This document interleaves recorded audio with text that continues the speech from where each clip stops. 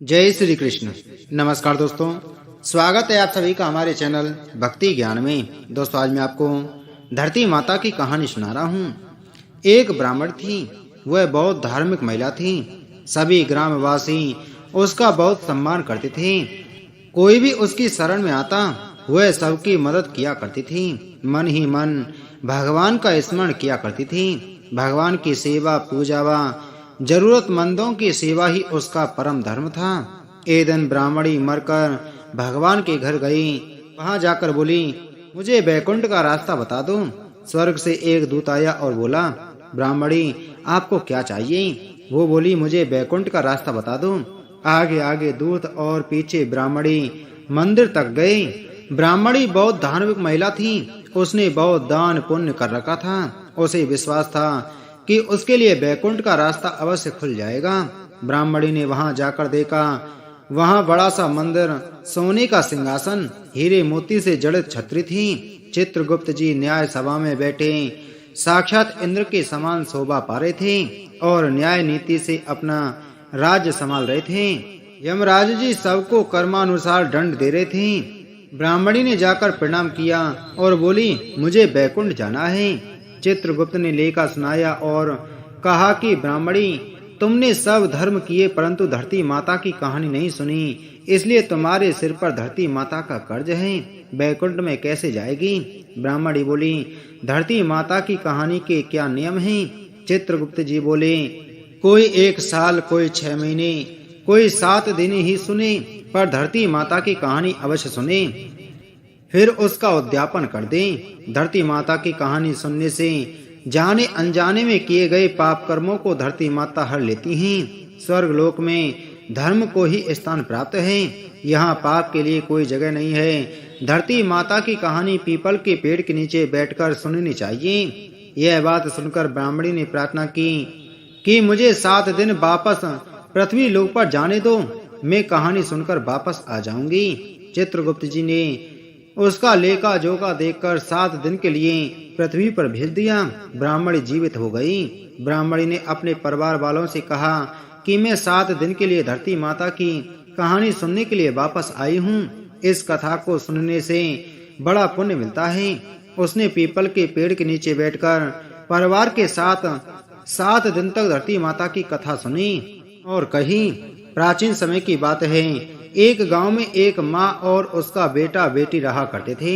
माँ गरीब थी। वह मजदूरी करके अपने परिवार का पेट भरती थी। धीरे धीरे दिन गुजरते गई और बच्चे बड़े होने लगे। बेटी शादी के योग्य हो गई। तब माँ बूढ़ी हो गई।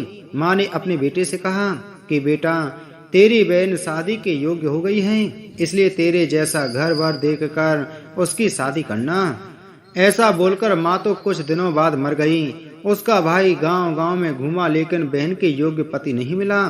वह घूम घूम कर थक गया और एक दिन सोचने लगा कि मेरे जैसा तो इस दुनिया में कोई नहीं है, इसलिए मैं ही इससे शादी कर लेता हूँ। ऐसा सोचकर वह चुनरी और शादी के लिए सब सामान ले आया। तब उसकी बहन ने पूछा कि भाई, तुम यह सब सामान क्यों लेकर आए हो? तब उसके भाई ने कहा कि बहन, यह सब सामान तुम्हारी शादी के लिए लेकर के आया हूँ। गांव वालों ने एक बहन से कहा कि तुम्हारा भाई ही तुमसे शादी करने वाला है। तब बहन ने जाकर अपने भाई से पूछा कि भाई, मेरी शादी किससे कर रहे हो? इस पर भाई ने कोई जवाब नहीं दिया। तब बहन समझ गई।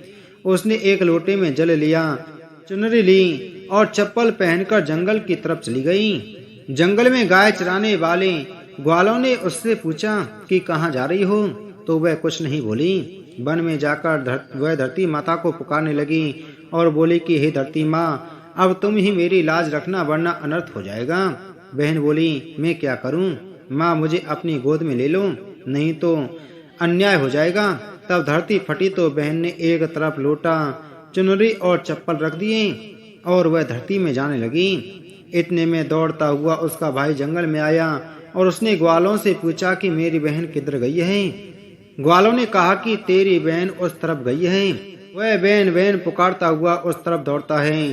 तब वह देखता है कि उसकी बहन धरती में समा रही है। यह देखकर वह बहन को पुकारता हुआ उस तरफ दौड़ता है। तब तक उसकी बहन धरती में समा चुकी थी। केवल थोड़े से बाल दिखाई दे रहे थे। वह बहन के बालों को मुट्ठी में पकड़कर रोने लगा। वह तू सत्य के लिए धरती माँ की गोद में समा गई। मेरी बुद्धि भ्रष्ट हो गई थी। माँ का वचन निभाने के लिए मेरे जैसा कोई वर नहीं मिला, इसलिए ऐसा विचार आया। ऐसा बोलकर वह जोर जोर से रोने लगा। पर धरती माँ ने सत्य के लिए बेटी को अपने में समा लिया। जो बाल बाहर थे वे दो बन गए। इसलिए औरतें धरती माता की कहानी सुनती हैं और चुनरी, चप्पल, लोटा, बर्तन में हरी मूंग और लड्डू कुंवारी कन्या को देती हैं। जो भी धरती माता की कहानी सुनता है, धरती माता उसको सुखी रखेंगी। हे धरती माता की कहानी कहने वाले, सुनने वाले और हुंकारा भरने वाले सभी को सुखी रखना। बुढ़िया माँ ने 7 दिन तक यह कहानी कही और सुनी। 7 दिन पूरे होने पर वापस धर्मराज जी का बुलावा आया और ब्राह्मणी को बैकुंठ में श्री हरि के चरणों में स्थान प्राप्त हुआ। जो कोई भी प्राणी धरती माता की कहानी सुनता है, मृत्यु के समय सभी पाप कर्म धरती माता हर लेती हैं। वह प्राणी को बैकुंठ में स्थान प्राप्त होता है। बोलो धरती माता की जय हो। धरती माता की सदा ही जय हो।